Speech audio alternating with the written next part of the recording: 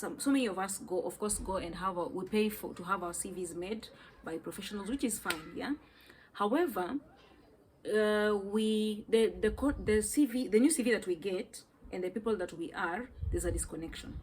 And the disconnection means that even for some of us, don't even have a chance to go through our CVs. Or when sometimes we go through the CV, we don't even believe what is on the CV, about us, because the people who do our CVs, of course, try to use that kind of words to describe us. I don't mean that they lie, they don't. However, we don't resonate with it. Why? Because we don't feel good enough. Maybe we've gone through trauma and it has affected how we look at ourselves. It has affected how we look at even recruiters. When you go to an interview and someone asks you a tough question, you look at them as an enemy in your mind, and then you shut down. You don't want to answer any other questions, and maybe you become rude. I've also met people who've become rude in an interview, and it's time we addressed actually all those things, because at the end of the day, an interview is a place where you expect to be asked questions. For some of us, we even leave interviews traumatized. And again, there shouldn't be a disconnection between the candidate and the CV. And usually this is something that I've gone through. I have personally gone through. Like, you meet a person whose CV is so good, but the way they express themselves, it doesn't really bring out the CV very well. Why? Because maybe something happened to you in childhood, or maybe something happened to you even in adulthood that made you question your worth, that made you question who you are. And that is what I'm saying. It's important for you to deal with the things that you've had to go through as an individual, as a person, so that you can remove any impediments to your success. Because going for interviews means there's a chance for you to, even being called for an interview means there's a chance for you to get that job. But you see, when you show up and then there's a disconnection between your CV and yourself, what do you think will happen? And then again, let me tell you something. When we go through so many interviews and none of them call you back, that thing can have a devastating effect on you. I don't know about you, but when you apply for so many jobs, they don't call you. In this season, actually, I've been talking to different people who were frustrated. They were like, I've been applying for at least 200 CVs. Why can I not be called?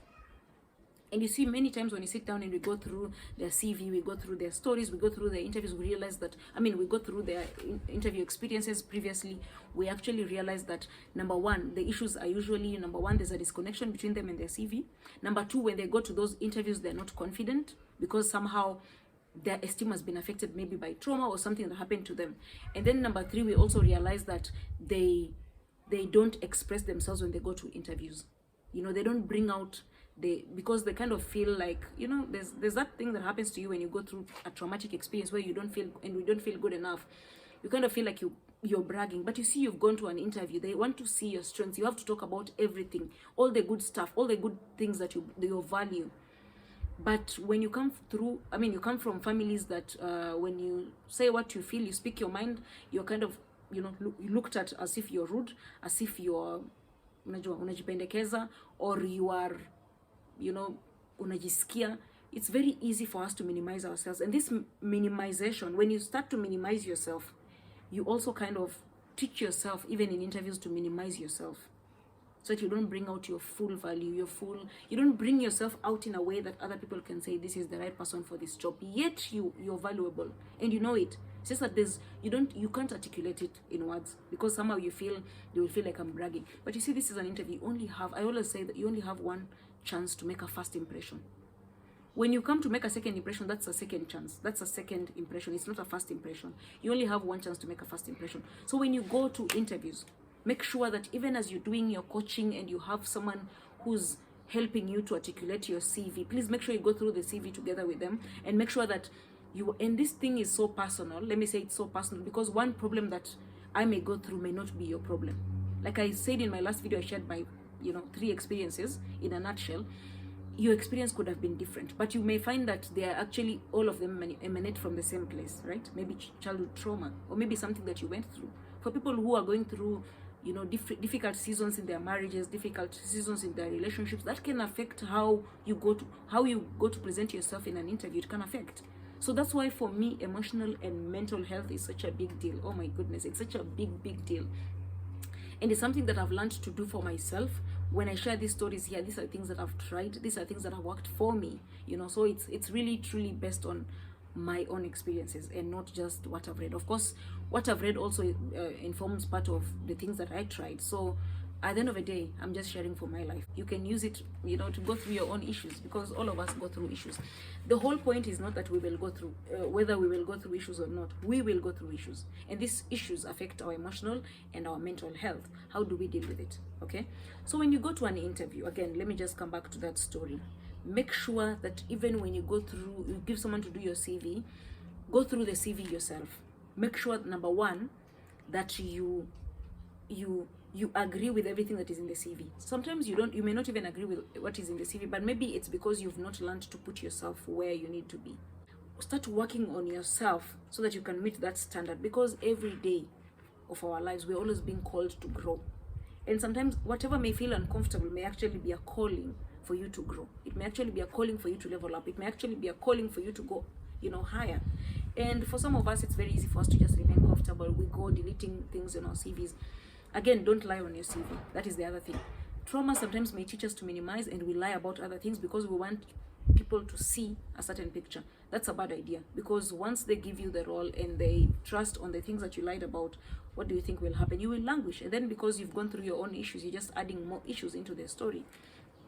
And that is why many people struggle in the workplaces, because they don't feel good enough.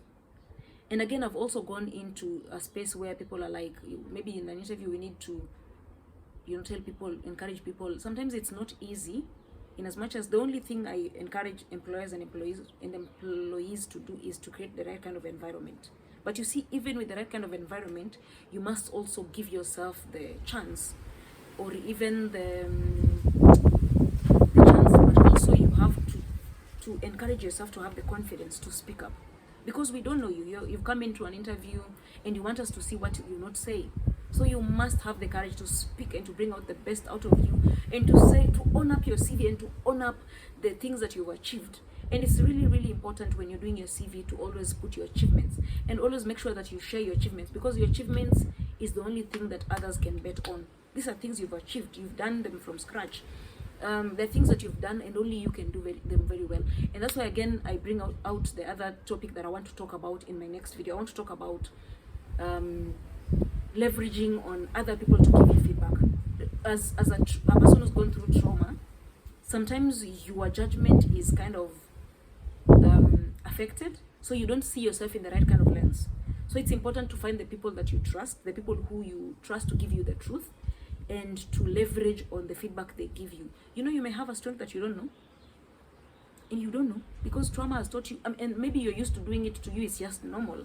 So it's important to have people who tell you you're so good at this, and then maybe when you go to interviews, those are the kind of things that you'll bring forth. Otherwise, again, you need to know that trauma can lie to you not to be able to receive feedback. It's very easy for you, because you're a trauma survivor, to get to a place where when people tell you, you get offended by feedback.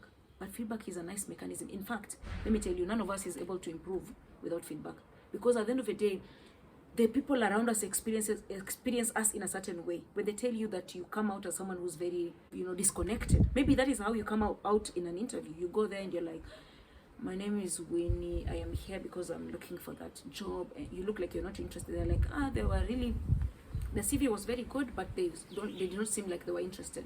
A lot of things can happen to us, and we just think it's normal because that is who we've been for so long. Well, don't be afraid to change and to challenge who you've always been, for the sake of you going to a higher level, for the sake of you improving, for the sake of always challenge what you know, because that is the only way we grow. We grow when we have the courage to release what we've always known.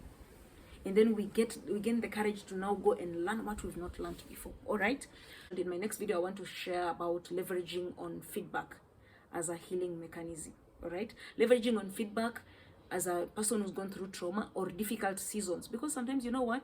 I remember my therapist telling me that when you go through traumatic experiences, when you go through toxic situations, chances are the toxicity, there's a bit of toxicity that goes into you. There's a bit of negative things that go into you. And it's important that you also, when you've gone through a traumatic or a toxic season or moment or environment, it's important for you to also be real about how that affected you, because we are affected by all these things. The whole point is not that it will happen. It may even happen when you're a grown-up. Traumatic events can happen to you. We lose people. We are, we feel insecure by someone's comment, or maybe we have friends who gossip about us and it affects us.